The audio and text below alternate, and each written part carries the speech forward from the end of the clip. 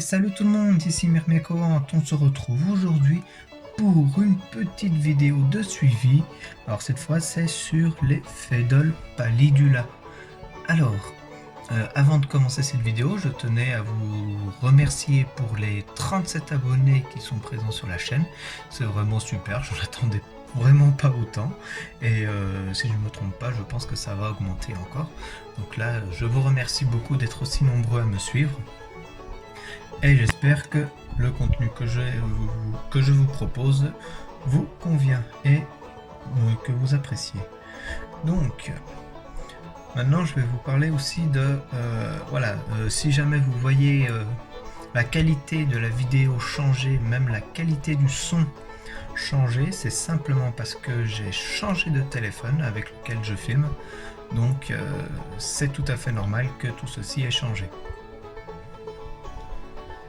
Donc maintenant, on va passer enfin au suivi d'élevage. Alors, comme vous pouvez le constater, là, c'est simplement la fondation de Fedol Pallidula. Alors, je pense que c'est Fedol Pallidula, mais j'ai quand même un doute. Car comme vous pouvez le constater, j'ai environ une vingtaine d'ouvrières, mais zéro major. Alors, c'est quand même à se poser des questions, car je sais qu'avec les Fedol Pallidula, il y a quand même des majors assez rapidement. Je crois que c'est à peu près une dizaine d'ouvrières pour un major. Je crois que c'est un taux comme ça à peu près. Donc voilà, ce qui m'inquiète un peu. Bon, c'est pas vraiment dramatique, hein, du moment que la colonie, pas la colonie, mais oui, si on peut parler de colonie, mais là c'est plus une fondation. Du moment que la fondation se développe bien, moi je suis content. Alors là, en fait, c'est la fondation que j'avais en premier, qui a failli y passer. Donc là, comme vous pouvez le voir, elle se porte vraiment à merveille. J'ai un couvain grandissant de jour en jour, c'est vraiment super ça. J'ai le nombre d'ouvrières également qui grandit de jour en jour. Alors quand j'avais regardé tout à l'heure, j'avais réussi à voir une jeune fourmi. Donc bon, la non-apparition de Major ne m'inquiète pas tellement, pas tant que ça, mais bon quand même un peu, malgré qu'ils ont quand même de la nourriture constamment à disposition. Comme vous pouvez le voir, alors c'est soit du liquide sucré, donc miel à la maison, donc là c'est du lait avec du miel et du sirop d'érable sur un bout de coton, ou sinon c'est un grillon, ou encore de la gelée protéinée. Donc je sais pas. Donc là, comme vous pouvez le constater, il y a toujours quand même le petit tube en dessous là, voilà, mais cela donne rien. Voilà, elles ont pas l'air de vouloir déménager. Donc voilà pour cette fondation, on va passer à l'autre. Voilà, alors voilà, maintenant le temps que je change sur l'autre fondation. Donc voilà, là on est sur l'autre fondation, la deuxième que j'ai reçue d'un ami, la fondation de Fedol Pallidula. Donc celle-là, elle a des majors, elle se développe très très bien également.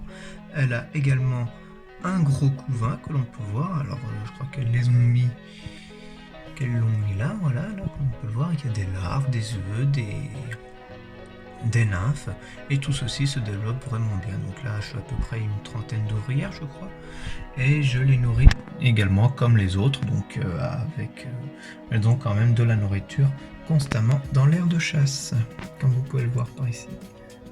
Voilà, donc là c'est exactement le même miel là que l'autre fondation, donc miel, lait plus sirop d'érable, mais sinon comme on peut le voir dans le dépotoir, il y a quand même des petits grillons.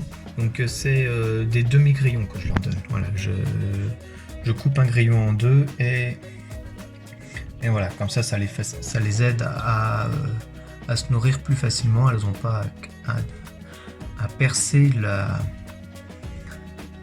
la carapace du grillon. Ce qui les aide quand même bien et ce qui leur permet de se nourrir plus facilement. Donc oui, elles sont toujours reliées à un nid building, mais simplement pour l'aire de chasse. Donc là pour le moment elle reste dans le tube, alors je suis plutôt content. J'espère que ça va pas me faire comme les Nicobarensis, qu'elles ont l'idée d'enlever le coton et simplement de déménager dans le nid building. parce qu'il est quand même assez grand pour une fondation, malgré que je puisse interdire l'accès à certaines salles.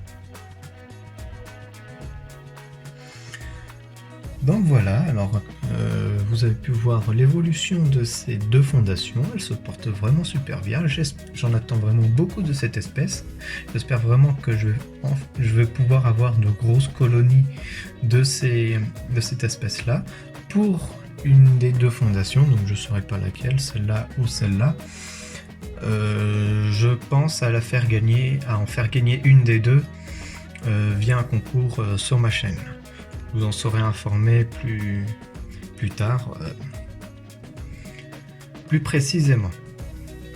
Donc j'espère que cette vidéo vous aura plu. Je vous dis à la prochaine pour une future vidéo. Ciao ciao tout le monde!